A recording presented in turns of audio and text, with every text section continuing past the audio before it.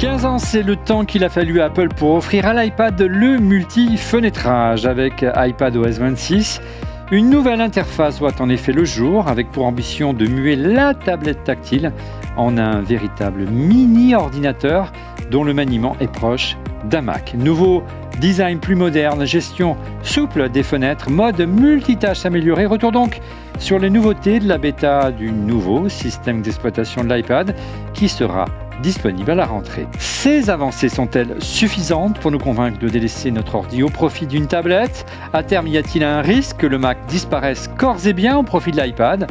Quels sont encore les manques? Débat! Le Mac. Bonjour à toutes et à tous, vous regardez On refait le Mac alias ORLM, très heureux de vous retrouver pour notre débat tech hebdomadaire. On se rapproche tout doucement des vacances. Et on se devait de faire une revue complète d'iPadOS avant les vacances, avec comme invité en plateau cette semaine, regardez, il arbore une magnifique... c'est une moustache façon Hercule Poirot, monsieur Laurent Pantanage. Bonjour Laurent. Bonjour tout le monde. Une fois. C'est pas la 3D, hein, c'est pas l'IA, hein, c'est tout naturel. En plateau, lui, il est 100% naturel. Monsieur Stéphane Zibi. Bonjour Stéphane. Bonjour à toutes et à tous pour cette 555e. Je teste. Ah oui, c'est du vrai. Hein. 555e émission, c'est très important comme chiffre. 555. Oui. Ça ne rajeunit pas. Ça fait 555 semaines qu'on refait le Mac. C'est une émission, on va dire, presque tunisienne. Tunisienne, voilà. Et voilà, quand tu veux, hein, tu nous apportes à manger, hein, ce qu'on a fait. D'accord. Et en duplex également, monsieur Christophe de Grave on the side. Salut Christophe, comment ça va? Salut tout le monde, ça va super bien, je suis hyper content d'être là pour parler avec vous d'iPadOS et de sa nouvelle mouture. Mouture, très bien. Un salut particulier aux membres du club ORLM, c'est la version premium de notre club et de notre chaîne YouTube. En vous abonnant, vous soutenez ORLM et en contrepartie, les équipes de ORLM ont des moyens pour travailler. D'ailleurs, on va voir s'ils travaillent, on va surveiller. Est-ce que la régie, vous êtes là? Est-ce que vous êtes là, la régie? Oui, ils sont là. Ça bosse ou ça fait semblant? Oui, non, ça a l'air. Enfin, je trouve qu'ils sont de plus en plus nombreux. Non, c'est pas les résultats, ça se voit à l'écran. Hein. Bref, vous soutenez ORLM et ses équipes et en contrepartie, l'émission est disponible rien que pour vous 24 heures en avance et en direct. Vous êtes ainsi invité à, si vous le souhaitez, à assister aux enregistrements au Village Bassia ici à Paris, rue La Boétie. Toutes les infos pour vous abonner, c'est sur notre chaîne YouTube ou en scannant le lien dans la description de la vidéo. Un mot au sujet de notre sponsor, c'est important, Bosch Smart Home, prestigieuse marque allemande bien sûr, nouvelle venue dans l'univers de la maison intelligente et connectée. Elle se positionne avec un écosystème compatible avec HomeKit d'Apple et Matter. En utilisant leur contrôleur Smart Home 2, tous leurs appareils connectés s'affichent dans l'app maison de votre iPhone, iPad ou Mac. La marque est notamment spécialisée dans les solutions de sécurité pour la maison, que ce soit des détecteurs d'ouverture de porte, un détecteur de mouvement ou encore de fumée. La marque propose également une solution de simulation de présence couplée à vos lumières connectées, des caméras d'intérieur dont la particularité est d'intégrer une tête de caméra rétractable et une sirène d'alarme.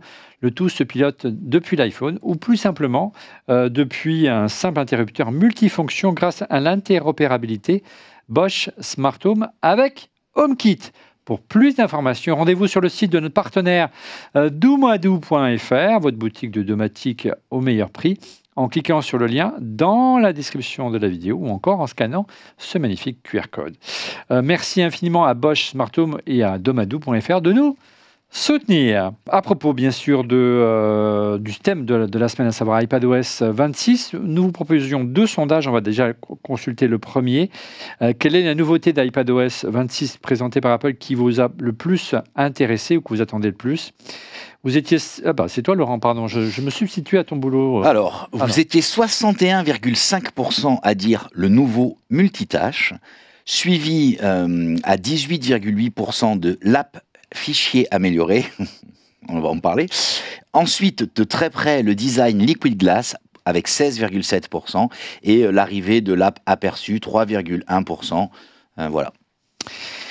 Très bien. Alors n'hésitez pas à réagir d'ailleurs sur le YouTube Live pour ceux qui nous regardent en direct sur YouTube. Et Laurent récoltera vos questions. On parlait, ça fait presque 2 émissions qu'on parle de Liquid Glass. À quoi il ressemble cette nouvelle interface transparente sur l'iPad? On vous dit tout après ce chapitre. Liquid Glass, déjà la V2 sur l'iPhone, mais c'est encore la V1 sur l'iPad. Une interface, on en a déjà parlé dans cette émission, revisitée avec donc forcément ce design tout en transparence liquide, Liquid Glass, dans une apparence translucide, fluide et dynamique, sur l'écran verrouillé. Regardez, on va basculer sur mon iPad, puisqu'on va faire les petits démos en temps réel. Et si je maintiens le doigt sur l'iPad, regardez ce qui se produit, je peux le personnaliser, le fond d'écran actuel. Et je peux choisir, par exemple, d'étendre, de changer la police. Ça, vous les aviez dit auparavant, mais je peux, par exemple, ici, demander, voilà, ce qu'on ne pouvait pas faire avant, d'agrandir. C'est révolutionnaire. Hein. Ah, grave. Voilà. La difficulté, c'est que, ajuster, il n'a pas voulu. Il a planté. Ben voilà, c'est une bêta, les amis. Hein. La difficulté, on va peut-être choisir celui-là. La difficulté, c'est que, c'est une bêta, donc ça marche. Alpha. C'est même une alpha, ouais. Là, j'essaie d'agrandir, mais il n'y a rien à faire. Voilà, croyez-moi sur parole, mais ça, voilà. Et je fais ajouter, et là, il le met en fond d'écran, si tout va bien. Définir comme fond d'écran, c'est de tout. Il ne l'a pas mis en mémoire. Oui. Ça marche. Si, ça marche. Voilà, donc vous avez une petite personnalisation, des effets de transparence propres à l'iPad, des changements de taille. Et puis pour le reste, si on déverrouille l'iPad, vous avez des icônes revisitées, comme vous l'avez sur l'iPhone, et dont on a déjà parlé, qui modernisent pas mal l'interface. Qu'est-ce que vous en avez pensé, les amis, Laurent, Stéphane et Christophe, que vous l'utilisez au quotidien? Est-ce qu'il y a une vraie différence ou c'est vraiment un copier-coller de ce qu'on a sur l'iPhone? N'hésitez pas à basculer sur mon iPad, je fais la démo en même temps, les amis en régie. Allez-y. C'est quand même quelque chose qui est excessivement proche de ce qui existe sur l'iPhone, malgré tout, avec tous les avantages et les inconvénients qu'on a relevés dernièrement, à savoir que l'inconvénient principal, c'est effectivement, c'est ce que tu viens de montrer, c'est une bulle blanche semi-transparente, translucide, avec du texte blanc, et donc là, ça devient effectivement un petit peu complexe à lire. Mais de l'autre côté, ça flatte l'œil malgré tout, en fait, sur un tas de supports, un tas de médias. C'est parfois plutôt joli. Tu le disais la semaine dernière, c'est vraiment flagrant si j'active, regardez, si on bascule en régie sur l'iPad, si j'active le centre de commande, le centre de contrôle, effectivement, là, la lisibilité est quand même assez aléatoire. C'est vraiment une version alpha. Hein. Regardez, il a un peu de mal à s'afficher. Et même si tu reviens à l'écran d'accueil, là où tu étais, avec les notifications, je trouve que c'est assez intéressant de montrer, tu vois. Là, c'est tu as exactement, en fait, tu vois, sur les petites bulles blanches, du texte blanc, et c'est pour certaines personnes, c'est difficilement lisible. Et il suffit qu'en plus de ça, ce soit sur un support blanc en termes d'image, et du coup, tu perds en lisibilité. L'autre chose aussi, c'est que si tu reviens dans Control Center où tu étais, Olivier, je trouve que ce qui, moi, me déplaît fortement, c'est le fait qu'il fasse usage. Le fait qu'il fasse usage de bleu foncé et de vert foncé, je comprends pas en fait. Alors pour moi, ça détonne complètement, quoi. On peut personnaliser. Hein. Si je maintiens le doigt, regardez, je personnalise et je peux même aller. De base, c'est comme ça. Quoi. Je peux m'aller encore plus loin en matière de transparence. On peut carrément aller comme ça, voilà. Et là, bon courage, les amis. Hein. Il faut avoir de bons yeux.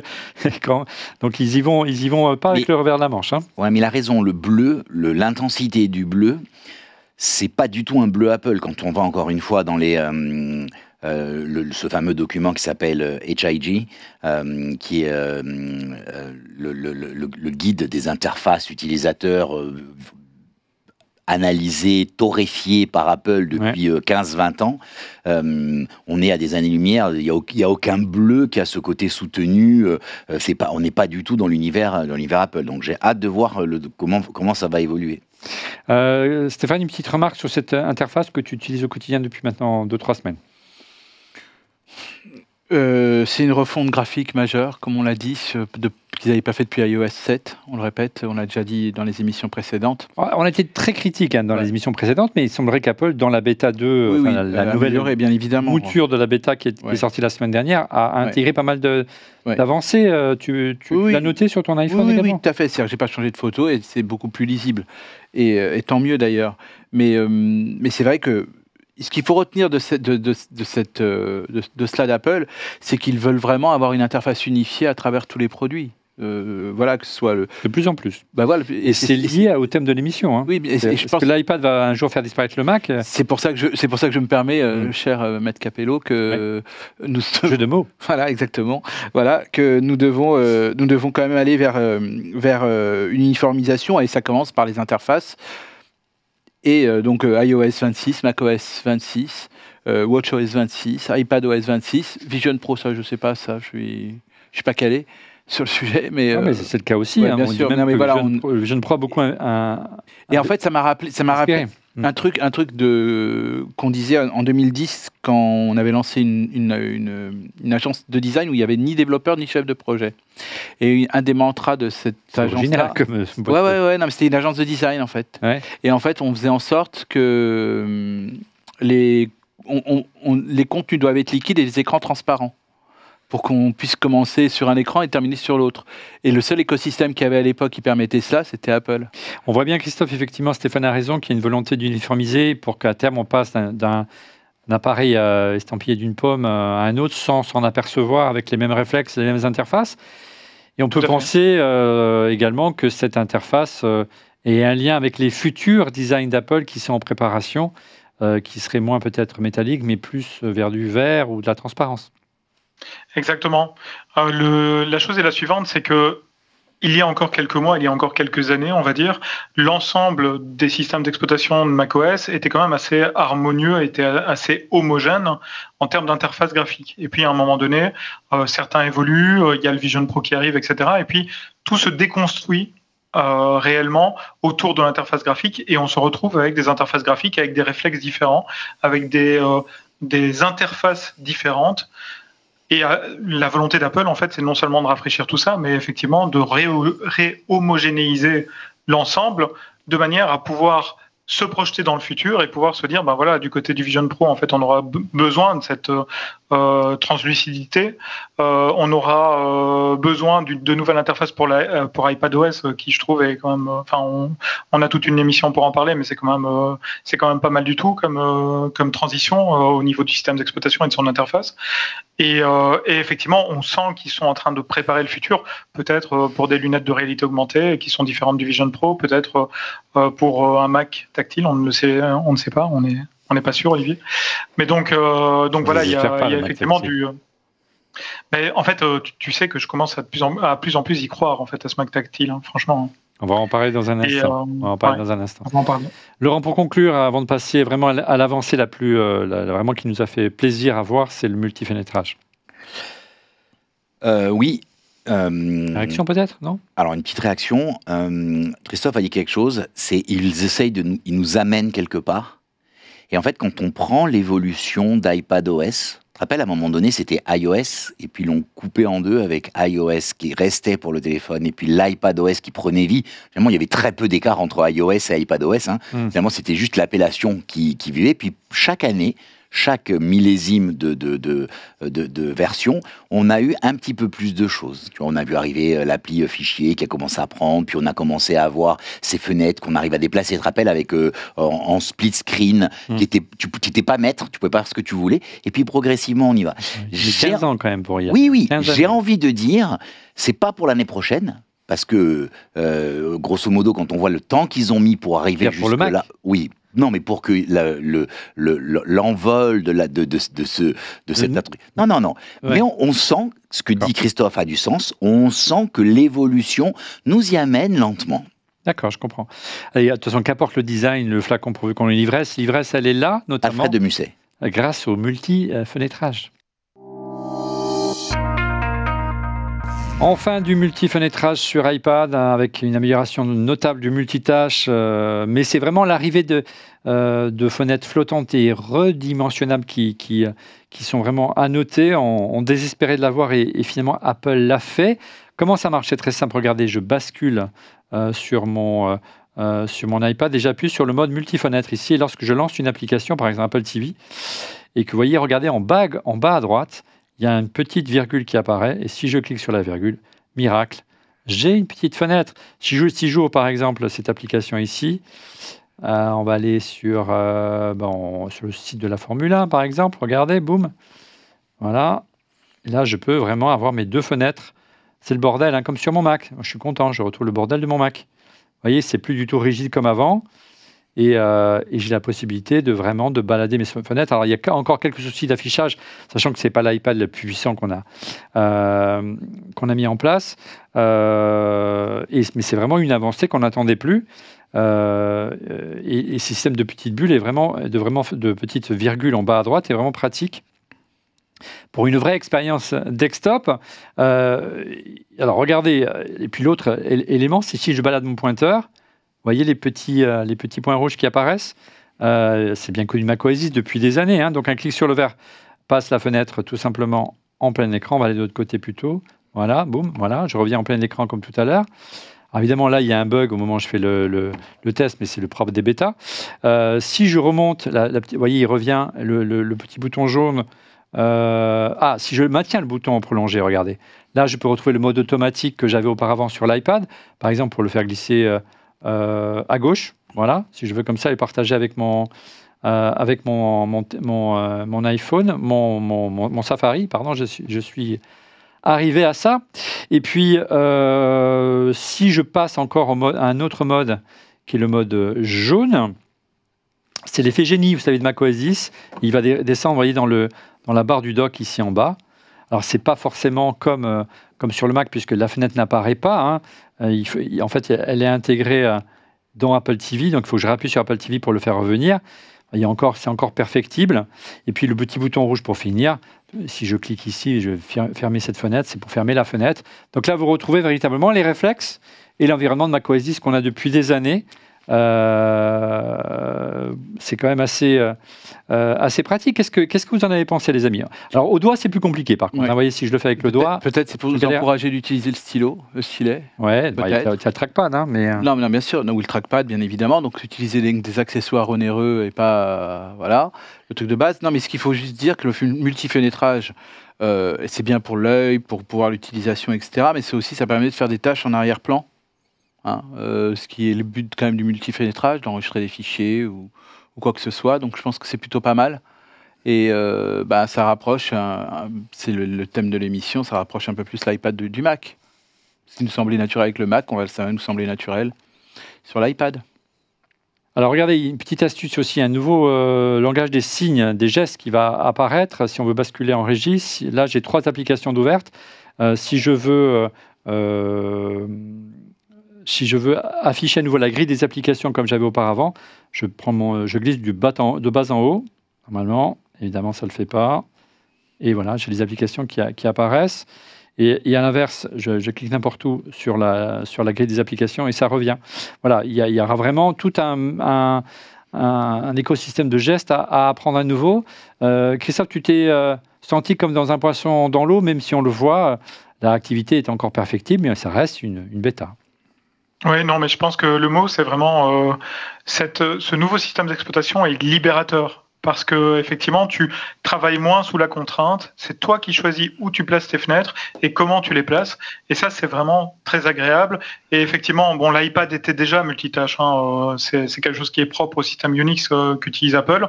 Mais là, effectivement, c'est estampillé multitâche parce que, comme le disait Stéphane, tu as les différentes fenêtres qui se chevauchent et qui te permettent en fait de, toi, en tant qu'utilisateur, comprendre qu'il est réellement multitâche. Et en dehors de ça, effectivement, tu as tout simplement l'usage que tu fais déjà sur le trackpad, sur tout ce qui est tactile chez Apple, à savoir l'usage des différents doigts. Ce que tu montrais, c'est la possibilité de cliquer à côté des fenêtres et directement de voir les différentes icônes. Tu peux le faire aussi avec 3 doigts en faisant comme ceci et tu as exactement le même effet. Et si tu t'arrêtes juste un petit peu avant de déployer complètement tes 3 doigts, tu te retrouves avec les fenêtres explosées en fait comme on l'avait auparavant. Donc c'est à nouveau une approche en fait qui est très proche et en même temps de celle du Mac et en même temps celle de visionOS où tu utilises sans cesse les gestures comme ça, comme sur iOS et iPadOS. Autre effet, si on veut basculer également sur mon iPad, regardez si par exemple je choisis Safari en plein écran par exemple, Laurent, c'est que dorénavant, si je me rapproche du sommet de l'écran, on regarde ce qui apparaît.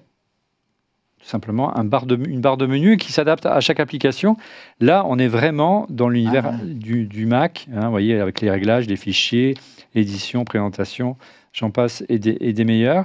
Donc voilà, c'est vraiment un mini-Mac. J'ai vraiment été agréablement surpris. Moi, c'était quelque chose que j'attendais depuis très longtemps, Laurent. Ouais, je te dis, on y va lentement mais sûrement, et tout pousse à penser que à un moment donné, ça sera vraiment, tu vois, moi je pensais pas qu'il y aurait par exemple ces menus. Ces menus, moi, ça a été la surprise, la découverte de ces menus, parce que le menu, c'était la dernière chose qui t'éloignait finalement de... Tu vois, d'ailleurs, il y avait des applications où la version... Tu sais, tu pouvais installer, parce que c'est le même processeur, tu pouvais te retrouver avec deux versions sur le Mac, hein, ça arrivait, avec la version iPad et puis la version Mac, et ce qui faisait la différence des deux, c'était ce menu. Aujourd'hui, il n'y aura plus besoin de faire cette différence. Alors regardez, on a lancé une petite application qui est LumaFusion, qui est une application de montage vidéo, et là vous voyez également les fonctionnalités apparaissent, donc on se retrouve véritablement de plus en plus dans un univers proche de ce que fait le Mac aujourd'hui. Ce qui est amusant, c'est que j'ai voulu le faire sur un petit iPad 11 pouces et non pas sur un 14 pouces pour voir si je pouvais travailler au quotidien, et j'avoue que c'est assez agréable. On en reparlera. L'autre avancée importante, Stéphane, concernant ce multifenêtrage qui est plutôt propre aux puces récentes, aux puces M1, puces M2, etc. Donc aux iPads relativement récents. Mais si on a des iPads relativement anciens, bonne nouvelle, on dispose de Stage Manager sur quasiment tous les modèles d'iPad relativement récents. Hein. Ouais, voilà. Donc là, j'ai la liste des compatibilités devant moi. Là, j'ai l'iPad mini 5e génération. Donc l'iPad mini donc avec la 17, l'iPad à partir de la 8e génération, l'iPad avec la 16, la puce A16, l'iPad Air, 3e génération et ultérieure, iPad Air M3 et M2, les iPad Pro depuis la première génération, moi c'est la 2e je crois. Alors si on veut bien basculer sur et l'iPad Pro, 3e génération, 11 pouces pardon, première génération et 12 pouces 9. Je vais activer le Stage Manager pour vous montrer à quoi ça ressemble. Hein. Il fallait dans multitâche et gestes, je pense. Et ça donne vraiment un coup de boost à nos iPads. Le Stage Manager est activé, et si je ferme cette application, évidemment, et ça ne marche pas. Mais que se passe-t-il aujourd'hui? C'est l'effet démo. On va refaire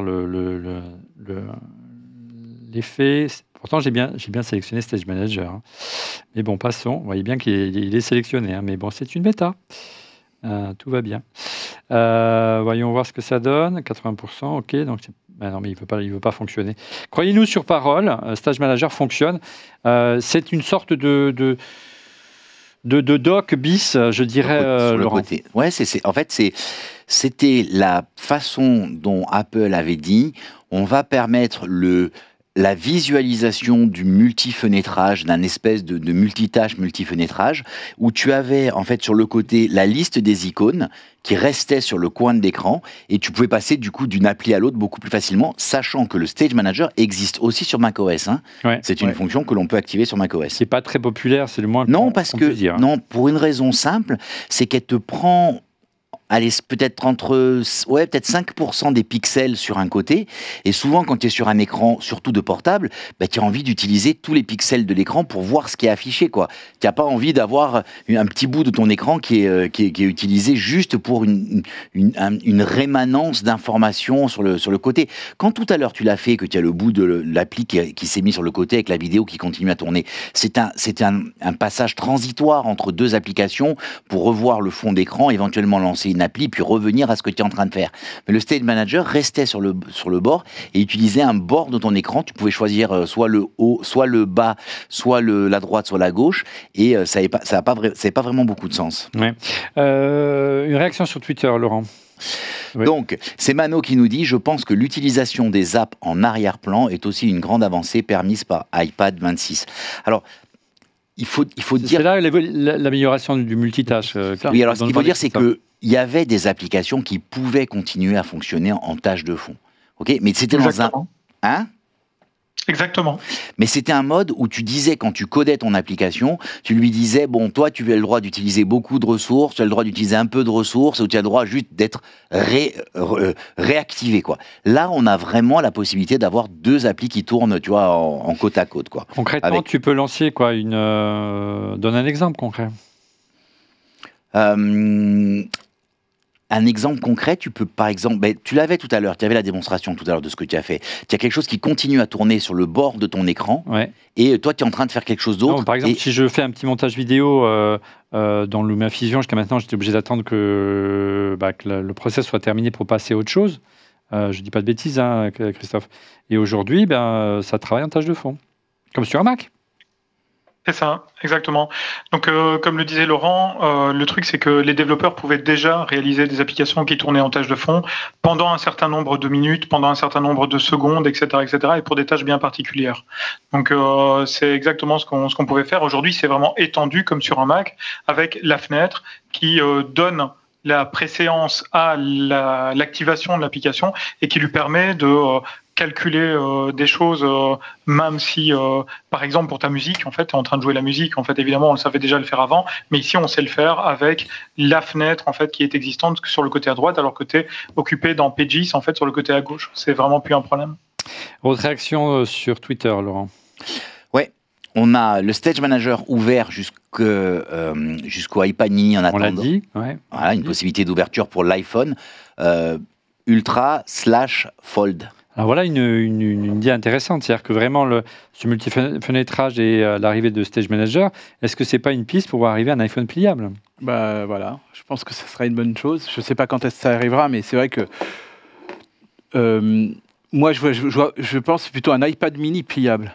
Plutôt qu'un téléphone. Ça serait. Alors, je me suis posé la question l'autre jour, et quand tu sais qu'Apple a terriblement peur de ce côté, en anglais on dit géopardisation, mais en français c'est quoi? Cannibalisation. La cannibalisation d'un outil par un autre. C'est vrai que tu pourrais arriver avec un iPad pliable, donc tu aurais un iPad qui serait assez grand et resterait assez grand, et du coup ça serait un plus grand iPad, et ça viendrait pas cannibaliser le marché des iPhones. Voilà. Et quand tu sais qu'aujourd'hui l'iPhone représente une part de marché assez conséquente pour Apple, ça serait pas étonnant qu'ils aillent sur cette direction-là. L'arrivée d'un iPad ou d'un iPhone, c'est une rumeur récurrente chez Apple. On en parle justement de ces rumeurs récurrentes dans le Busomètre.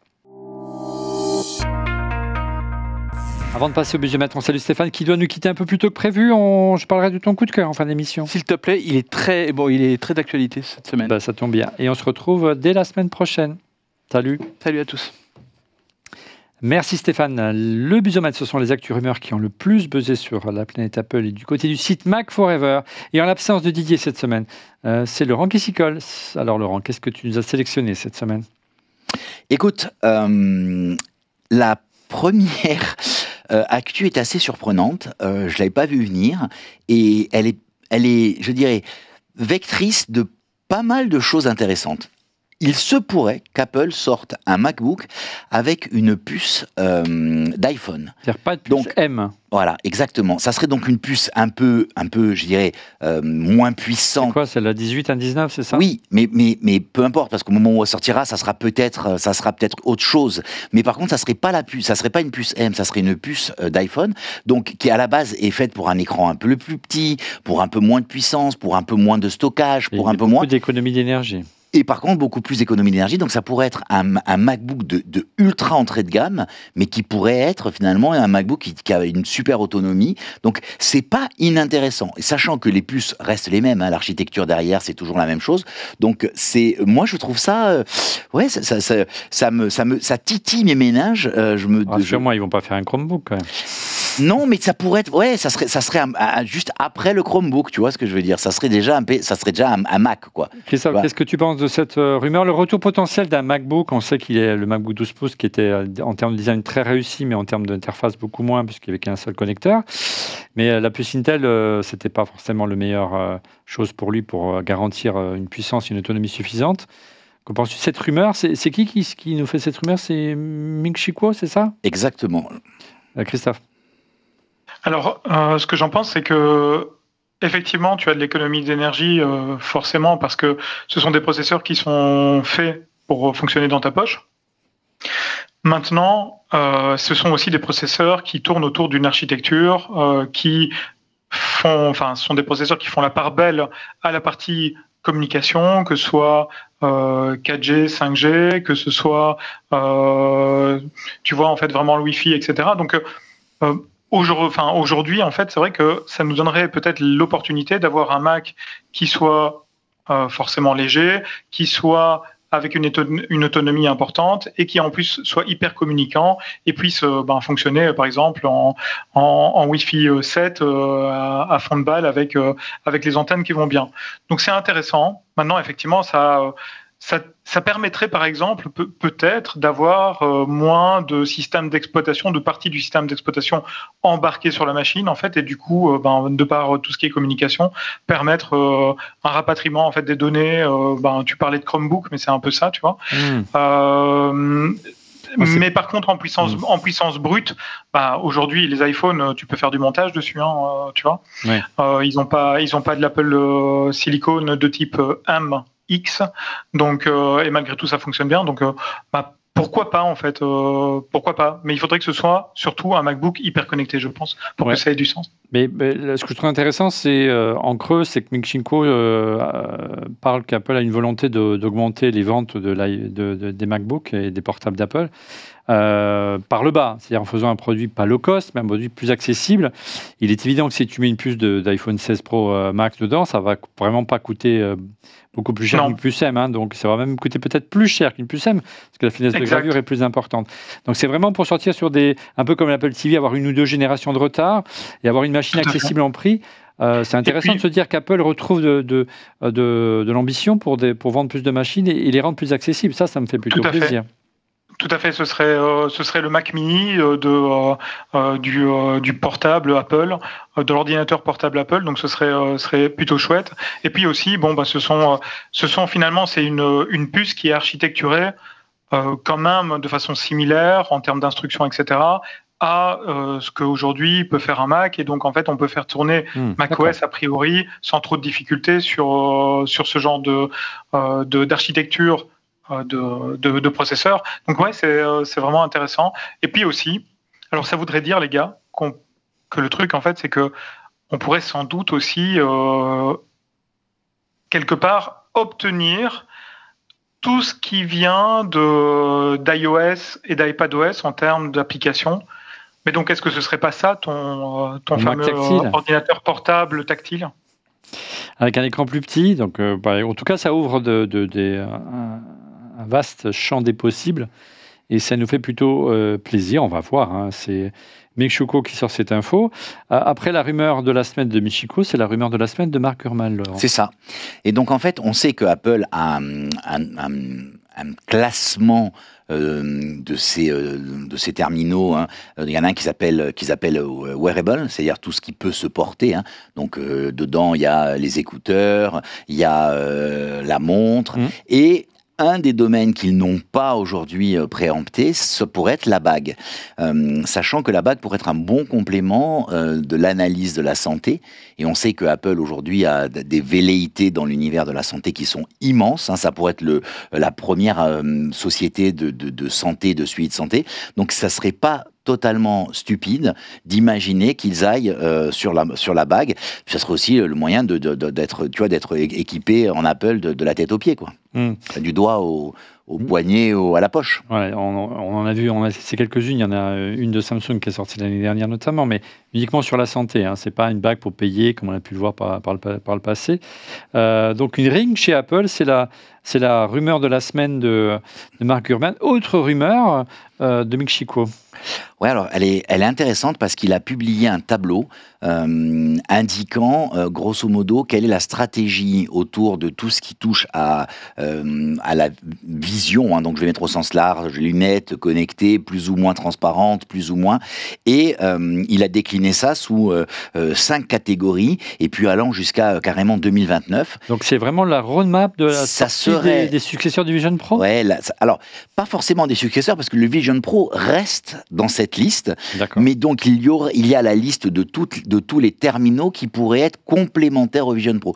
Donc un Vision, possiblement un Vision Air, qui serait beaucoup plus léger, quelque chose qui serait type Ray-Ban ou Oakley. Mais ça à plus long terme.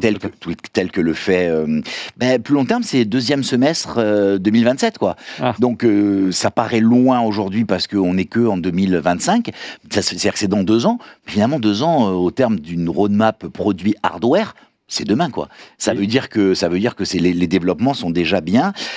Après, il y aurait peut-être des smart glass, tu vois, ce qui là afficherait carrément à l'intérieur. Et là, effectivement, la roadmap est beaucoup plus loin, possiblement même après 2029.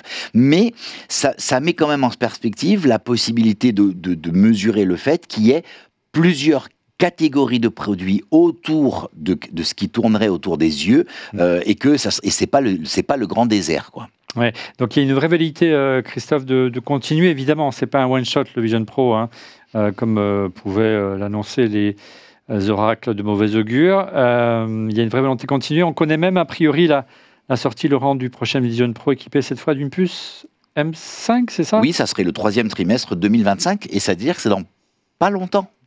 Christophe, ta réaction? Bah écoute, moi je pense que c'est tout à fait logique que Apple commence à créer un écosystème autour du Vision Pro qui était un test, un essai sur le marché. Ils ont construit une partie de leurs premiers utilisateurs, les early adopters. Ils ont construit leur première interface utilisateur. Ils ont introduit Liquid, je vais y arriver, Glass au public. Et aujourd'hui, tout simplement, ça a beaucoup de logique en fait de continuer à créer l'écosystème de wearable, de ce qu'on peut porter. Sous une forme en fait qui soit susceptible de plaire au plus grand nombre. Donc moi j'y crois en fait. Je pense qu'ils n'ont pas fait ça. C'est pas juste un coup dans l'eau le Vision Pro en fait. C'est le début de quelque chose. Sans jeu de mots, il y a une vision sur le long terme. Après le Vision Pro, on parle de F1, le film produit par Apple bien sûr. Écoute, oui, on l'attendait un peu avec impatience. Nous, passionnés de F1, mais le monde l'attendait avec impatience. C'est pour aujourd'hui la plus grosse production d'Apple. Beaucoup d'ambition, hein, beaucoup de moyens mis en place. Très ambitieux. Et puis, finalement, on se rend compte qu'Apple, progressivement, lentement, mais sûrement, a envahi cet univers de la F1. C'est-à-dire que, tu vois, selon les sports que tu suis, tu as carrément la vignette qui t'indique quels sont les pilotes, le classement des pilotes en temps réel et pour les qualifications et pour la course. Tu avais eu, tu te rappelles, on avait vu pour Monaco, ils avaient sorti le tour de piste avec toutes les infos dans Apple Maps. Ouais. Donc on se rend compte que progressivement, on avait eu Tim Cook avec une main un peu molle, qui avait Mollason, qui avait secoué le drapeau à Austin de mémoire ou au Kota, je m'en rappelle plus. Peu importe, c'était aux États-Unis il y a 2 ans. Donc tu vois, on sent cette montée. Et là, il y a eu la sortie avec du film la semaine dernière. Donc on a vu Lewis Hamilton rejoindre Tim Cook à Cupertino à l'Apple Park. Tout à fait. Ce qui est très très intéressant, c'est que les résultats sont plutôt encourageant. Tu vois, c'est pas non plus les résultats ça reste de très très bons résultats en termes de, tu vois, entre guillemets, blockbusters. Et c'est surtout le meilleur résultat d'une production pour Apple. Tu vois, ils vont. C'est pas difficile. Hein, oui, ils vont. Non, mais pas vraiment cartonner en ce image que maintenant. Hein. Et rentrer dans leurs sous. Et tu vois, donc c'est intéressant. On a un chiffre, non? Tu n'as pas de chiffre à nous donner? Alors en France, le film a fait à peu près 160 000 entrées.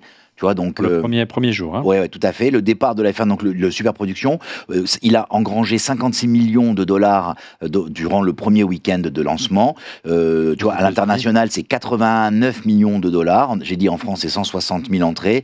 C'est, tu vois, Napoléon, qui était le précédent, avait fait 221 millions de dollars au total. Et là, si on fait la somme des deux, on est presque à 150 millions déjà sur le premier week-end. Donc, tu vois, c'est excellent, effectivement. Ouais, alors c'est excellent.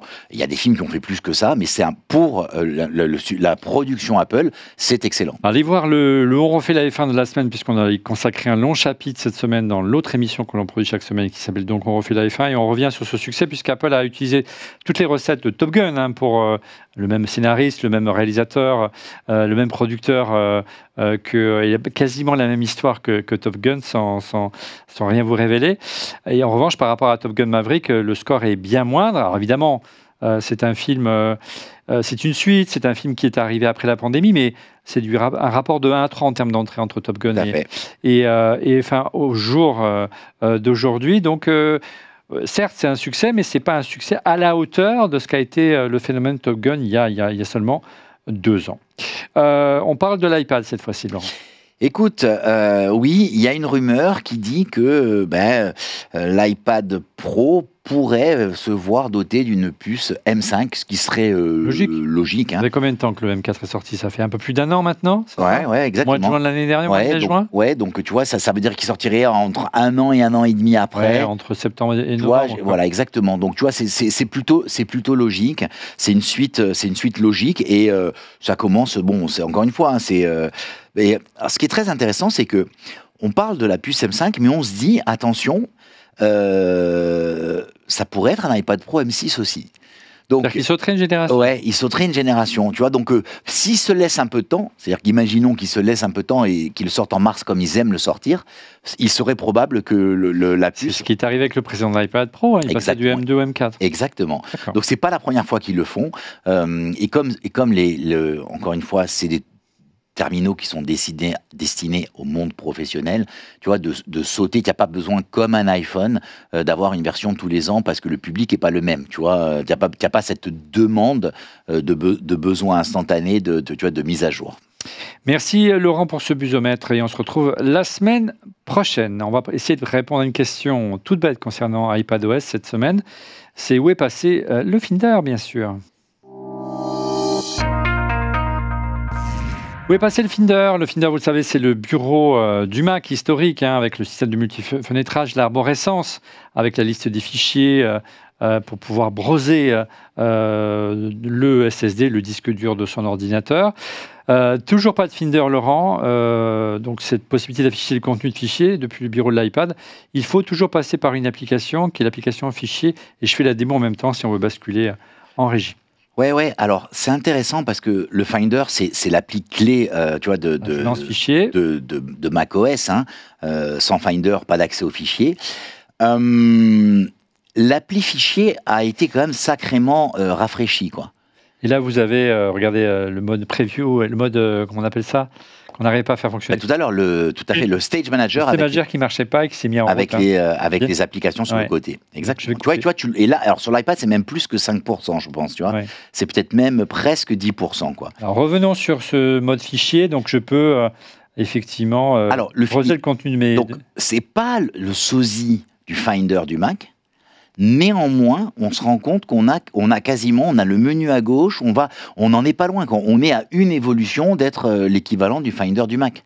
Donc, je reprends ce qu'on s'est dit tout à l'heure, hein, c'est-à-dire que on se rend compte que année après année, Apple nous amène lentement vers un iPad qui pourrait se rapprocher un iPad OS, hein, qui se rapprocherait de macOS, et potentiellement, on y est. Moi, je trouve qu'on n'est pas si loin que ça, quoi. Alors, je vais le dire différemment. On n'a jamais été aussi près.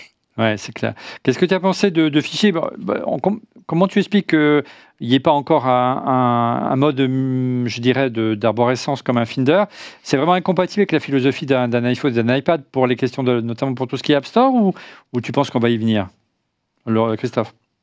Oui, je pense pas que ce soit lié spécialement avec le fait d'avoir un App Store et des applications qu'on peut installer. Je pense que effectivement, on y arrive progressivement, que fichier Files en anglais s'approche de plus en plus du Finder du Mac, avec la possibilité d'avoir les tags, etc. Comme Laurent l'exposait, toute la partie à gauche en fait qui se retrouve être la hiérarchie de fichiers avec la possibilité de mettre des favoris, etc.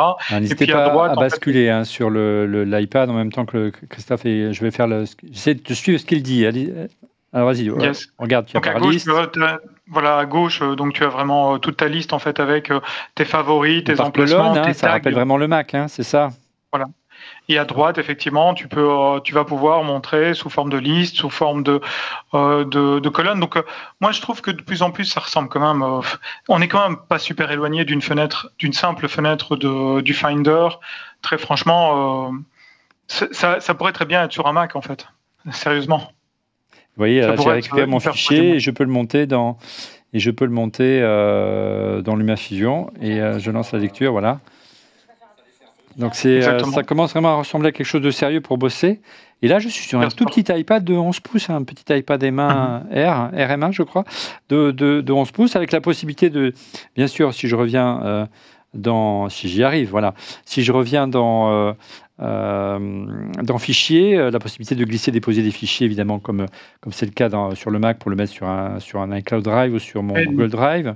D'en sélectionner plusieurs. Ouais, d'en sélectionner plusieurs. La possibilité d'annoter et de pouvoir, par exemple, glisser un fichier dans le doc. Ça, c'est nouveau. Si on fait, je pense, un petit clic droit, il doit y avoir la possibilité de l'afficher dans le dossier parent ou dans le doc ici en bas.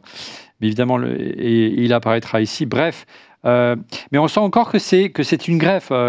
C'est pas naturel, hein, Christophe. Non, c'est pas encore tout à fait finalisé. C'est tout simplement encore un compromis aujourd'hui, mais qui est un compromis qui est tellement abouti que ça nous donne envie de l'utiliser, que ça nous ouvre les portes. Et à nouveau, on en revient, tu vois, à cette notion de liberté, de moins de contraintes, où il y a tout un univers qui s'ouvre à nous avec l'accès aux clés USB, avec les bons adaptateurs, l'accès au drive iCloud, l'accès aux serveurs d'une entreprise en AFP, en SMB. Enfin, vraiment, on peut aller très loin. Et maintenant, on est en train vraiment de basculer ce paradigme de sous iPad, l'important c'était l'application et puis tu enregistrais ton fichier. À maintenant, tu peux partir du fichier pour aller vers l'application. Et donc ça, c'était le paradigme du Mac avant. Et aujourd'hui, c'est quelque chose qui est partagé avec iPadOS. Et puis, une des applications les plus populaires sur Mac, si on veut basculer encore une fois sur mon iPad, c'est l'arrivée de l'application Aperçu. Hein. La voici, qui permet de véritablement travailler comme on le ferait sur son Mac. Hein. On retrouve exactement la même interface, possibilité d'annoter, comme on le fait sur le Mac pour signer, c'est bien pratique, pour faire des paiements, ou valider un contrat, et toutes les fonctionnalités de surlignage, si vous avez en plus l'avantage du tactile, possibilité de surlignage et de signer directement avec un Apple Pencil. Voilà, donc c'est vraiment un travail de fond qu'opère Apple, Laurent, pour unifier les usages via l'OS, via les applications, bien qu'Apple soit encore un peu timide avec ses applications.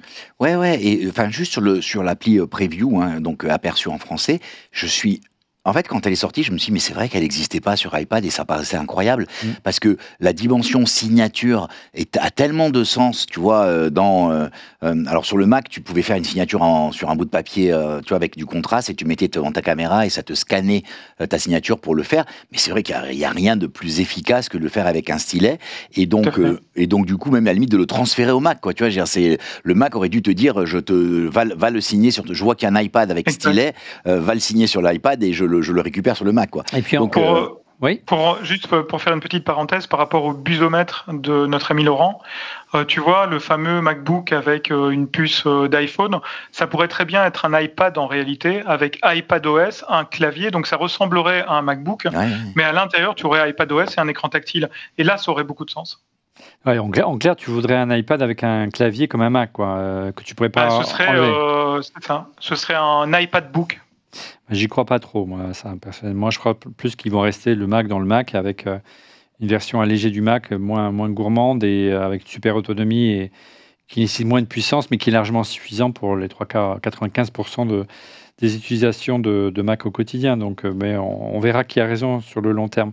Voilà pour le tour d'horizon donc des avancées en matière d'application, d'interface. Une chose qu'on n'a pas parlé parce qu'elle nous semble évidente, si on veut rebasculer à nouveau sur l'iPad en régie, c'est bien sûr l'apparition du pointeur. Vous voyez, qui est enfin un vrai petit pointeur de souris, qui n'est plus ce gros rond moche qui manquait de précision. Du coup, là, on peut vraiment se balader. Si je lance une application, je vais prendre Plan, par exemple. Je vais te dire un truc. Oui. Ce pointeur, je le trouve assez sympa, moi. Ouais. Et je le trouve même très moderne. Tu vois, donc, on est habitué à cette souris avec la queue, tu vois, qui avait donc ce triangle avec cette queue, mais finalement, pourquoi ne pas faire qu'un triangle? Et je me demande si j'aurais pas envie qu'il soit un peu plus pointu peut-être pour le Mac, mais que avoir la même chose pour le Mac, je trouverais ça mais révolutionnaire que l'icône de la souris soit différente. Voilà, si vous voulez aller, on va se faire un petit resto ce soir. Regarde, hop, voilà, tous les restaurants 3 étoiles à Paris. Et on peut se balader avec la souris, le trackpad. On fait la même chose sur le Mac, mais c'est amusant. Voilà. Donc le pointeur, c'était aussi une fonction que je ne comprenais pas dès qu'on a vu arriver les fonctions un petit peu pro de production sur l'iPad. Pourquoi Apple avait fait quelque chose aussi grossier avec cette bulle, ce petit rond moche sur l'iPad? J'ai vraiment pas compris. C'est tellement, enfin, c'est rien en développement, hein, Christophe, que de faire une petite souris. Absolument rien. Si ce n'est une volonté de préserver le Mac, peut-être. Non, je pense que la volonté, c'était de se dire, habituellement, on touche avec le doigt, et donc, en fait, le bout de ton doigt est rond, et donc, on va faire quelque chose, en fait, qui ressemble à un pointeur rond. Je pense que ça vient de là, tu vois. Il y avait pas plus sauf que le pointeur, tu le pilotes pas au doigt, tu le pilotes au trackpad, donc ça ne sert à rien. Je suis d'accord avec toi. Ouais, par moment, la vision d'Apple a du mal à suivre. On a l'impression presque Apple a freiné, je dirais, l'essor de l'iPad, de peur tu disais, de cannibaliser les ventes de Mac. Est-ce qu'il y a aujourd'hui une vraie possibilité de considérer l'iPad comme une alternative au Mac maintenant qu'iPadOS a débarqué, bien que ce soit la version bêta? C'est l'objet de notre mini-débat. Avant d'en débattre ensemble, c'était l'objet de notre second sondage, Laurent, le fait d'utiliser l'iPad comme un MacBook. Selon vous, avec iPadOS 26, l'iPad devient-il enfin un vrai remplaçant du MacBook? Et donc la réponse majoritaire, c'est non. Le Mac est irremplaçable, donc pour 41,6%. Ensuite, on a presque, mais il y a quand même un manque d'app pour 27,4%. Ouais. Puis on a chaque produit, son usage, 23%. Et enfin, oui, ça y est, 8%. Et je trouve ça intéressant, les réponses. Si tu veux bien juste me remettre les réponses, je vais t'expliquer pourquoi. Parce qu'en fait, d'un côté, on te dit à 41%, c'est non. Mais d'un côté, le presque avec 27%, il manque des apps, mais ça veut dire que tu vois, on peut le combler. Et à partir du moment où tu as la souris, où tu as quelques apps manquantes qui vont arriver, ça veut dire que c'est possible. C'est quand même 27, tu vois, le temps que les apps sortent, c'est 30%. Donc tu vois, il risque d'y avoir deux univers, des gens qui disent mais oui, on peut, et d'autres qui disent non, moi je veux toujours pas. Ton sentiment, Christophe, on sent à la fois notre audience assez partagée entre une volonté de garder... de conserver sur le long terme et de protéger leur Mac, on veut bien l'admettre. Mais de l'autre, c'est vrai que l'argument de dire il manque des apps, mais on est au tout début là, c'est encore une bêta. Oui, tu vois, lors de la dernière première de ORLM, en fait, c'était vendredi passé, si je ne m'abuse. Ouais. J'avais accompagné nos viewers dans les commentaires, comme je le fais parfois, et la conclusion que j'avais eue avec eux, c'est de dire, finalement, l'iPad parfait, c'est le Mac. Mais un iPad tactile. Mais un Mac tactile. Oui. Un Mac tactile, on pourrait penser ça jusque-là, mais c'est vrai qu'en fait, c'est assez marrant parce que Apple, avec sa segmentation, nous pousse à essayer de faire en sorte qu'un iPad se rapproche de tout ce que le Mac est capable de faire, sauf que, effectivement, si c'est ça notre vision de l'iPad parfait, alors achetons un Mac.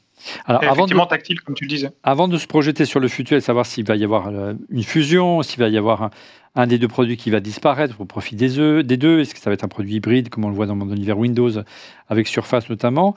Aujourd'hui, quel est votre sentiment par rapport à l'arrivée d'iPadOS 26? Est-ce que véritablement, ce mode multi-fenêtrage qu'on a découvert ensemble aujourd'hui, ce multitâche amélioré, ce pointeur de souris, toutes ces avancées qu'on attendait depuis longtemps, est-ce que c'est un argument crédible pour vous d'utiliser votre iPad au quotidien pour travailler? Moi, c'était il y a encore quelques mois totalement inenvisageable, et j'avoue que j'ai pris, malgré les bugs d'iPadOS 26, beaucoup de plaisir à utiliser ce mini iPad que j'ai devant moi. Enfin, c'est pas un iPad mini, c'est un iPad 10 pouces, mais il n'y a pas de Mac dans ce form factor, et pour moi, je rêverais d'avoir un Mac de ce form factor là et tactile.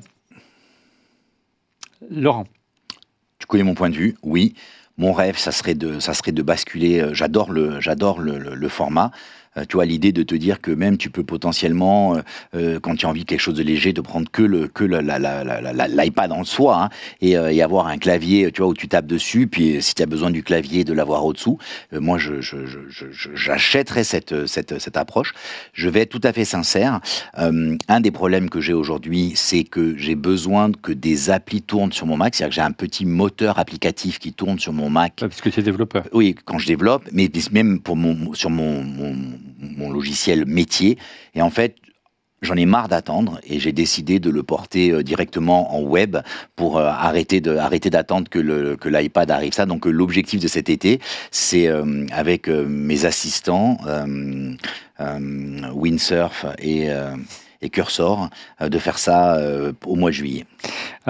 Christophe, qu'est-ce que tu penses aujourd'hui après cet état des lieux voilà, est-ce que aujourd'hui tu pourrais travailler avec l'iPad? Toi qui es également développeur, par contre il manque des éléments forts pour développer ou pour utiliser un iPad de manière un petit peu avancée comme on peut faire avec un Mac notamment. Tout à fait. Donc la première chose, c'est effectivement le second écran. Tu vois, venir brancher un écran externe sur l'iPad, aujourd'hui, c'est quelque chose que tu peux faire, mais tu peux pas le considérer comme étant ton écran principal. Tu vas pas avoir le dock dessus. Tes applications vont naître là où tu les crées, à savoir sur ton iPad, sur l'écran de ton iPad, etc., etc. Donc, il manque déjà ça, tu vois, le fait d'être en multiscreen, mais réel, où tu peux choisir que l'écran extérieur ce soit ton écran principal. Ça, c'est une première chose. La deuxième chose, c'est que je suis pas particulière. J'aime ce côté tactile, etc. Ça, c'est sûr. Mais je suis pas très attiré par le format aujourd'hui de l'iPad, qui mériterait peut-être en fait d'être un petit peu plus en mode 16/9, un peu plus allongé, tu vois, pour pouvoir justement disposer de contenu au centre, et puis de barres d'options à gauche ou à droite pour vraiment pouvoir en faire un outil de travail. Et puis enfin, ce qui me manque moi profondément, ce sont un maximum d'applications qui sont pas des applications multimédia type YouTube et autres pour consommer du média, mais plutôt des applications en fait qui me permettraient à moi de faire mon job en développement, en administration de parc informatique, etc. Et là, on en arrive en fait à des applications qui sont très spécifiques et qui manquent partiellement à iPadOS. Tu as besoin de quoi, toi? D'un terminal, de Xcode, de choses comme ça? Oui, bah tu sais, tu as la possibilité de les avoir. Aujourd'hui, tu as du terminal, tu as la possibilité de faire du SSH pour aller joindre une machine qui se trouve sur le réseau. Tu peux faire ce genre de choses, mais ça manque de granularité. Les interfaces sont toujours un petit peu... C'est exactement ce que... Aujourd'hui, l'iPad se trouve être dans la situation que Steve ne voulait pas, à savoir des baby apps, tu vois. Moi, ce que j'aimerais bien, par exemple, c'est le Final Cut Pro, c'est l'avoir en entier. Ouais. Tu vois, vraiment avoir tout mon... Pas d'ersatz en fait, tu vois. Et donc en fait, on est vraiment dans le mode baby apps. L'écran est pas tout à fait étiré, on peut pas utiliser un écran externe, etc. Donc, enfin, si on peut l'utiliser, mais pas de la façon dont je vous expliquais à l'instant. Donc en fait, tout ça, moi, ça me manque cruellement. Par contre, vraiment, la façon dont se structure aujourd'hui iPadOS me donne vraiment envie de le réessayer, tu vois, enfin de l'utiliser, je veux dire, au quotidien, quoi. Alors moi, après, on a grandi tellement avec le Mac, c'est difficile de passer à l'iPad, mais c'est vrai que mon iPad, il prend la poussière et que j'utilise uniquement lorsque je suis en voyage, qui est assez rare, en déplacement et pour la consultation. Et là, depuis quelques jours, pour la préparation de cette émission, je suis vraiment agréablement surpris. Moi, je l'ai branché sur mon immense moniteur de bureau que j'ai ici, avec un écran presque cinémascope courbe. Et effectivement, tu ne l'as pas comme écran principal, mais c'est quand même assez sympa. J'arrive avec mon iPad, je branche et je peux travailler avec mon clavier étendu de Mac, ma souris ou mon trackpad. C'est assez bluffant. On retrouve vraiment des réflexes qu'on a depuis le Mac depuis toujours, sachant qu'on a les raccourcis clavier. C'est vachement intéressant comme l'évolution se fait lentement, mais sûrement, moi, ce qui m'a le plus gêné, effectivement, c'est le manque de connecteurs. On parlait tout à l'heure du MacBook 12 pouces. Là, il y a juste une prise USB-C. C'est vraiment un produit où on doit avoir ces documents stockés dans le cloud. Quand tu fais de la vidéo en ProRes 4K ou 8K, c'est un peu compliqué. Je ne crois pas que ce soit ça l'usage. Non, mais je sais bien. Ouais, je ne crois pas que ce soit ça l'usage. Donc, mais l'usage au quotidien, quoi. Voilà, donc, je me posais cette question dans la voiture avant le tournage. Je me posais la question de savoir pourquoi il n'avait jamais fait d'iPad avec 2 USB-C. Tu vois, ce serait trop bien de pouvoir le charger d'un côté sans avoir d'accessoires, et puis de l'autre côté de pouvoir brancher une clé USB, par exemple, quoi. Mais c'est le cas aujourd'hui. Si tu as le clavier Apple, tu as une prise. Ah oui. Tu as la prise sur le côté, tu peux utiliser le côté sur le. Ouais, avec... La prise, c'est juste pour l'alimenter. Oui, mais pour le recharger. Oui, mais du coup, pour le recharger, du coup, tu as accès à ton. Moi, j'ai branché un disque dur l'autre jour, donc ça, tu peux aujourd'hui. Après, tu peux mettre des hubs, mais c'est pas très esthétique. Mais sans le clavier, avoir la tablette en main, tu as un seul USB-C, et donc ça, c'est un petit peu dommage. Moi, je trouve que sur une tablette Pro, tu devrais en avoir 2. Ce qui te permettrait de faire beaucoup plus de choses aujourd'hui et de ne pas devoir te balader avec des adaptateurs à droite et à gauche. On avait vu fleurir il y a quelques temps, Laurent, on avait testé dans cette émission des sortes de docks qui transformaient l'iPad en une sorte d'iMac, tu sais, avec l'écran plat. Alors c'était un peu tôt, avec une batterie de avec l'écran qui pouvait pivoter dans tous les sens. Je ne sais plus quelle est la marque, c'était Kensington qui faisait ça. Ah oui. C'est sorti peut-être un peu tôt. Là, je pense qu'il y aurait un intérêt certain. Le Mac, là, pourrait se transformer véritablement l'iPad en véritable Mac. Oui, Laurent. Deux choses, je voudrais dire. La première, c'est que je suis entièrement d'accord sur le concept de baby apps. Il y a pire que les baby apps. Il y a, alors c'est la même chose, hein, c'est les apps limitées. C'est-à-dire que de temps en temps, tu vas sur, tu as une web app, tu vois, qui fait quelque chose de bien, mais si tu as l'appli qui est installée sur ton iPad, il va vouloir lancer l'appli pour le faire, et l'appli fait moins de choses que ce que permet la web app. Ouais, donc tu es obligé de passer par des navigateurs qui ne lancent pas l'app derrière, ou de désinstaller l'app, tu vois, mais qui est utile par ailleurs pour autre chose. Donc ça, c'est assez frustrant, et je suis d'accord avec Christophe sur ce point-là. Et on a pas mal de commentaires intéressants, et on en a deux d'Alexandre Becquet qui dit, sur le live, qui nous dit qu'il y a pas mal de personnes avec qui il travaille, qui veulent passer du MacBook Pro à l'iPad, tu vois, avec clavier. Pour la transportabilité, tu vois, c'est intéressant. Et il rajoute que pour la créa, tu vois, c'est pas encore top côté Adobe, tu vois, les grosses applis, tu vois. Eux, ils y vont à ouais, parce que tu imagines, ça veut dire que tu dois porter l'appli sur deux terminaux différents et tout ça. Moi, ce qui m'a le plus gêné pour des usages simples, bureautiques, cette semaine, c'est l'absence du mode clamshell, tu sais, cette possibilité que tu as sur le Mac de pouvoir travailler l'écran refermé, et l'écran externe et le clavier externe permet de travailler, et en fait c'est comme si vous aviez votre Mac posé discrètement sur le côté. Donc effectivement, si vous fermez le clavier, vous ne pouvez plus, avec l'écran est éteint, vous ne pouvez pas bénéficier d'un écran externe. Mais moi j'ai bien aimé, Christophe, travailler avec l'écran externe, j'ai trouvé vraiment, j'ai cru à un moment donné même être sur un Mac. C'est pour dire. Il y a pas mal de réactions également sur X, Laurent, suite à ce sondage. Ouais, bon, on a... Rémi Véringue. Comme toujours, Rémi nous dit, ouais, Olivier, il rêve depuis 1 ou 2 siècles d'un Mac tactile, sauf qu'une tablette n'a pas et n'aura pas les mêmes usages qu'un laptop. C'est pas les mêmes marchés, sauf si Cook commet cette bévue. Nous ne sommes à l'abri de rien.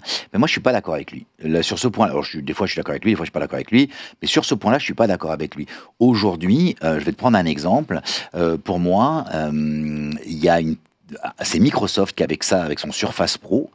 Le Surface Pro, c'est une tablette, mais qui est un vrai produit hybride, hyper polyvalent. C'est-à-dire avec son pied qui pivote, donc il y a le pied qui pivote, tu peux le mettre dans quasiment toutes les positions. Ça reste une tablette, tu peux le prendre en tant que tablette, même avec un stylet. Il y a un petit stylet qui est pas aussi précis, mais il y a un petit stylet que tu mets dans le clavier. Il y a un clavier portable, et moi c'est qui fait, moi c'est l'ordi secondaire de ma femme, et elle l'adore, quoi.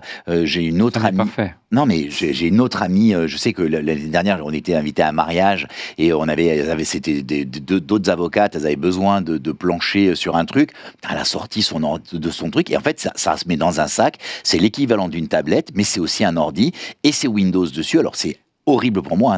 Alors, en mode tactile, Windows, c'est un peu bizarre quand même. Hein. Ah oui, mais je pense que c'est à ça où Apple cherche une solution. Apple pourrait être excellent. Apple pourrait être excellent parce qu'il maîtrise le tactile. Alors justement, une réaction de Mano qui va dans ce sens. Si l'on contrôle iPadOS à la souris, pourquoi pas macOS au doigt? Apple a reconnu 2 types d'utilisateurs iPad. Écoutera-t-elle ceux qui veulent un Mac tactile? L'iPad 26 prouve OS 26 prouve qu'ajouter un mode sans nuire à l'expérience est faisable à voir sur un Mac OS. Christophe, ça semble assez logique. Ça fait des années qu'on réclame ce qui est arrivé avec iPadOS, donc on va s'en féliciter en tant qu'utilisateur d'iPad pour pouvoir le multifenêtrage et que l'iPad se mue en Mac. À l'inverse, ça fait des années aussi que moi, à titre personnel, mais je ne suis pas le seul, réclame du tactile sur le Mac à condition que l'interface de macOS 10 s'adapte à des besoins tactiles. On voit que l'iPad va vers le multifenêtrage et le gestion à la souris. On pourrait très bien imaginer l'inverse aussi, un mode un peu plus hybride. Là je ne vois pas pourquoi il ne le ferait pas. Non, et l'inverse serait sans doute plus intéressant parce que, comme on le disait il y a quelques minutes, on fait tout pour que l'iPad, à un moment donné, donne la fonctionnalité du Mac. Donc, faisons en sorte, en fait, de partir du plus grand dénominateur commun qui est le Mac, et faisons-le partir vers quelque chose de plus tactile avec un user interface, en fait, qui soit une interface utilisateur qui soit pensée pour le tactile et pour le doigt. C'est sans blague, je ne rigolais pas, en fait. Oui. L'iPad parfait, c'est peut-être le Mac tactile, en fait, vraiment. On va voir. Dernière réaction sur X, Laurent. On a Rosed06 qui nous dit non, et heureusement, le Mac est à la mouse, l'iPad est au touch. Et cela doit rester ainsi. L'iPad essaye de copier le Mac, mais il ne le fait pas aussi bien. Normal, c'est un iPad et pas un Mac. Je ne peux pas demander le même usage à un écran 11 pouces sur un écran de 27 pouces. Alors, je vais brancher un écran 27 pouces. Je vais faire une réponse dans mon Mac. Le Mac qui m'a créé le plus de jouissance, le Mac qui m'a créé le plus de plaisir, je vous le dis, c'est un PowerBook 12 pouces. G4 12 pouces. 11 ou 12 12. 12, hein, 12, 15, 17. 12, 15 et 17. Mais cet ordi, j'en ai eu deux.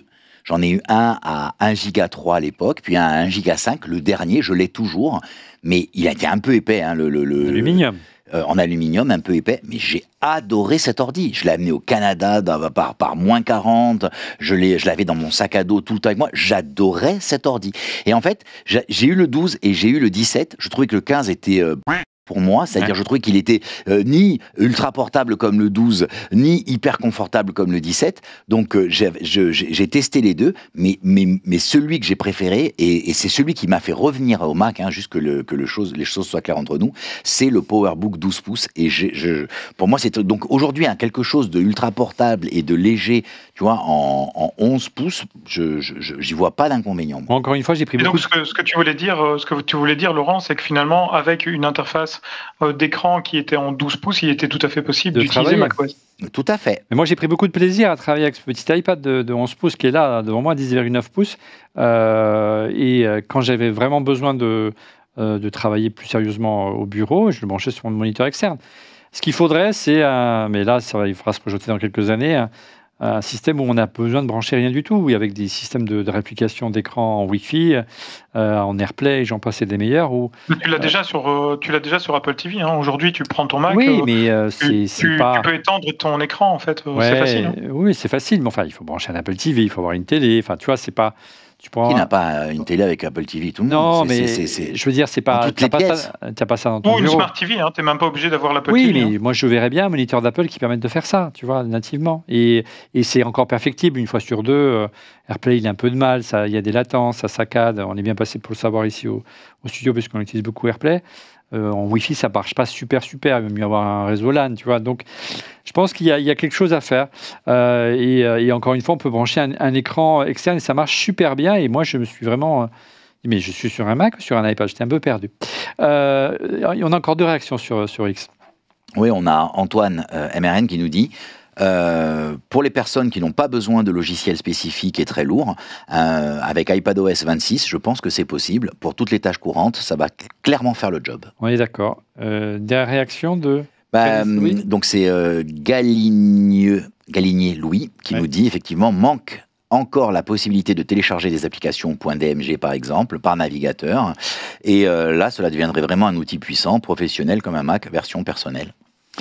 On voit bien quand même on y va tout doucement. Et là, Apple a ouvert la porte vers vraiment une... Je ne sais pas si c'est la disparition du Mac ou la disparition de l'iPad, mais une vraie fusion entre ces deux univers, les amis. Alors, je sais ce que vous allez me dire dans les commentaires, qu'il n'y a pas si longtemps, Craig Federighi a fait une déclaration très claire en disant l'un ne va pas tuer l'autre. Je cite sa citation. Apple reste persuadé que l'iPad et Mac sont complémentaires, pas fusionnés en un terminal hybride. Le SPORC ne doit pas exister. Voilà, mais en clair, pour lui, il y a deux univers et puis il y a une volonté bien mercantile de continuer à vendre deux catégories, deux familles de produits différentes. Mais moi, je trouve que le potentiel est vraiment là. C'est vraiment un pas décisif, cet iPadOS 26, pour en faire l'iPad vraiment un outil de production, Laurent. Ouais. Il faut regarder, il faut raisonner. Je pense qu'il faut prendre un minimum de recul quand on dit ça. Et ce recul, il faut le voir aujourd'hui dans les amphithéâtres. Parce que les amphithéâtres, c'est des gens qui développent un usage et potentiellement dans le monde de demain, l'usage que tu as développé dans l'amphi, tu risques de le transporter dans le monde professionnel. Et aujourd'hui, dans les amphis, l'iPad a pas mal de place. Hein. C'est un terminal qui est beaucoup utilisé en amphi. Et comme à une époque, il y avait du PC, puis après les élèves ont adoré le MacBook, hein, beaucoup le MacBook Air, et aujourd'hui l'iPad est en train de remplacer. Donc c'est des gens qui ont pris l'habitude de taper leur texte avec un clavier à côté. C'est des gens, tu vois, qui vont très vite d'une appli à l'autre. Ils ont développé des usages, tu vois, sans même savoir que tu pourrais faire mieux, plus facilement, plus léger, contrairement à nous, hein, qui venons de l'autre univers, c'est-à-dire celui du MacBook /Pro /PowerBook pour les plus vieux, tu vois. Donc finalement, attention, c'est peut-être aussi une façon de dire, tiens, pour les gens de demain, de l'univers professionnel de demain, il faut peut-être qu'on offre cette approche-là. Le mot de la fin, Christophe. Oui, tu vois, en fait, pour moi, si on revenait en arrière avec ce fameux carré de Steve, je pense qu'à un moment donné, en fait, l'iPad et le Mac deviendraient la même machine, à savoir sans doute une interface tactile, un écran tactile, avec à l'intérieur un processeur suffisamment puissant pour ne pas faire tourner des baby apps, mais avec un App Store, en fait, plutôt, excusez-moi, avec un App Store suffisamment puissant pour pouvoir venir utiliser, plutôt télécharger toutes les applications qui sont de macOS, avec une interface macOS, mais qui soit pensée pour le tactile, et un clavier, en fait, qu'on vient de façon magnétique venir coller dessus, et qu'on peut utiliser en MacBook, et c'est terminé, en fait. Il n'y a pas besoin de deux univers. Il n'y a pas besoin de deux univers. Il y a juste une volonté pendant des années d'Apple de nous vendre deux univers. Oui, et là où c'est dommage, c'est que Apple aurait aujourd'hui une arme de destruction massive qui sont ses processeurs. Et aujourd'hui, c'est le seul qui serait capable de sortir des machines puissantes, non ventilées. Tu vois. On n'a pas dit ça, mais effectivement. Tu vois, pas de ventilateur. Oui. Donc aujourd'hui, avec ces puces, c'est le seul qui aurait la possibilité de le faire. Et ça pourrait être une terrible attaque de la concurrence. Celui qui devrait avoir peur, d'ailleurs, c'est Microsoft, parce que tu vois, si un concurrent se lance, par exemple un Samsung, ça sera potentiellement avec un Android, tu vois, derrière. Voilà, on a essayé d'être le plus complet possible concernant cette bêta d'iPad OS 26 qui est plutôt une belle évolution, une bonne surprise. On a hâte de tester tout au long de l'été la version 2 qui tarde un petit peu à arriver. J'espère qu'elle n'arrivera pas entre le moment où on enregistre l'émission et le moment où on va le sortir vendredi. En tout cas, voilà, on est plutôt satisfait des évolutions qui sont notables avec le multifenêtrage. On attend juste maintenant un peu plus de réactivité et de stabilité, mais ça viendra tout au long de l'été. On passe, si vous voulez bien, à vos coups de cœur. Les coups de cœur, je prends la main pour Stéphane qui nous a quitté un peu plus tôt que prévu. Il voulait que je mette en avant simplement une application qui soit liée à l'univers de cette émission, à savoir l'iPad. Et enfin est arrivée l'application WhatsApp sur iPad. Ça fait des années qu'on l'attendait. C'était assez incompréhensible la raison qui poussait les équipes de Meta à ne pas développer la version iPad de WhatsApp. Et surtout, il y a des dizaines d'applications qui se sont lancées, y compris certaines qui sont très bonnes. Moi, j'utilise une appli qui s'appelle Beeper, y compris sur mon Mac, du coup. Tu vois, où j'ai mes notifications LinkedIn, j'ai mon WhatsApp, j'ai mes notifications Instagram. Et donc, aujourd'hui, c'est devenu mon appli de messagerie intégrée. Et d'ailleurs, je pourrais en faire un coup de cœur dans une prochaine émission. Mais pourquoi il n'y avait pas l'appli donc, tu avais un truc un peu hybride où tu pouvais l'ouvrir dans une fenêtre, ça marchait pas bien. Et tu te dis, mais pourquoi? Il n'y a pas de raison apparente. Ça y est, on va pouvoir donc éviter d'utiliser systématiquement son iPhone ou son Mac. Même sur son Mac, par moment, ça déconne pas mal quand même. Il faut souvent réinstaller l'application. Laurent, ton coup de cœur cette semaine? Ouais, alors mon coup de cœur, c'est sur le salon. Tu sais que Vivatech, j'ai trouvé Vivatech un peu triste cette année. Quand je dis triste, c'est un salon ça s'appelle Viva Technologie, Viva Tech, et tu as envie de voir des nouvelles technologies. Et en fait, une technologie, la meilleure manière de voir une technologie, c'est quand tu peux la toucher, quoi. Tu peux vraiment la sentir.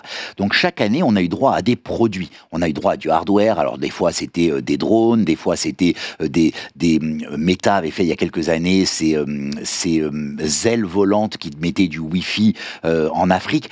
Tu le voyais pas tourner, mais tu voyais l'aile volante. Tu comprenais il y avait du hardware, pas simplement et surtout, tu arrivais à te projeter. Cette année, la projection était difficile parce que tout le monde disait qu'il faisait de l'IA et comprendre ce que fait l'IA. Déjà, il n'y avait pas de produit, donc il n'y avait rien qui attirait ton œil. Et puis surtout, de te projeter, c'était un peu raté.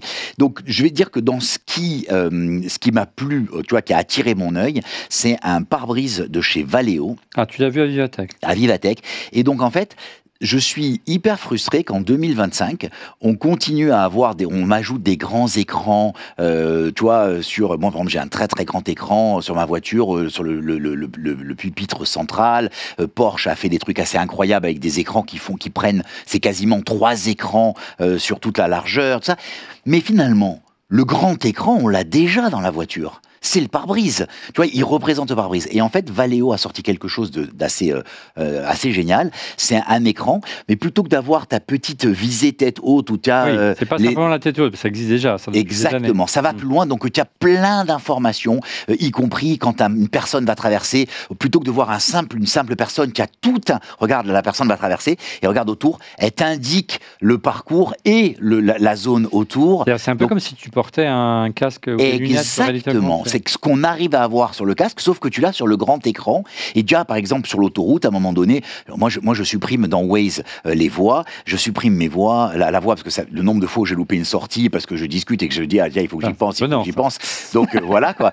Donc, ça m'étonne, hein. Oui, alors, de temps en temps, je peux t'assurer que ça m'est arrivé plusieurs fois, y compris en Italie, et j'ai fait mes plus belles découvertes entre l'Italie et la Suisse, grâce à des erreurs de parcours. Ce qui est intéressant, c'est que ça montre que certainement, encore une fois, il y a des usages qui se développent autour encore du verre. On parlait de liquid glass tout à l'heure. Mais ça va dans le sens de liquid glass. C'est pour ça que je trouvais ça intéressant, parce qu'en fait, finalement, le liquid glass, on voit qu'ils vont nous amener à une espèce de superposition d'informations via de la transparence. Et là, c'est la même chose. C'est-à-dire qu'il y a ta route, reste sur cette voie-là, c'est la mieux. Prends la voie avec des flèches, prends cette sortie, c'est celle-là. Donc, je trouve ça assez intéressant. Il y en demeure pas moins. Juste pour petite info, c'était sur le stand de l'association de Yannick Aleno, qui est un chef multi-étoilé français, et son fils a été tué par un chauffard. Et donc, en fait, il y avait un très très grand centre sur la sécurité routière de l'association au nom de son fils, et je trouve que c'est quelque chose d'intéressant. On ne devrait pas aujourd'hui trouver la mort à 22 ans parce que tu es sur ton scooter et que quelqu'un a volé une voiture. Ça aurait rien changé, un écran pareil, mais par contre je trouve que c'était intéressant que ce soit sur l'amélioration de la sécurité. Et ce jeune avait beaucoup d'avenir, et il a été fauché, c'est triste. Voilà. Et puis effectivement, on a aussi cette petite frustration de se dire que dans les quelques milliards qu'Apple a investi, bonnes centaines, c'est ça, je peux dire, investir dans l'Apple Car, on peut penser légitimement qu'ils ont pensé à ce genre d'usage. Est-ce que ces usages vont revenir dans le Vision Pro ou les futurs Apple Glasses? On verra. Christophe, ton coup de cœur cette semaine? Oui, Olivier, tu le sais, chaque année, Apple sort son bracelet sport, tu vois, pour l'Apple Watch, qui tourne autour de la thématique de la Pride.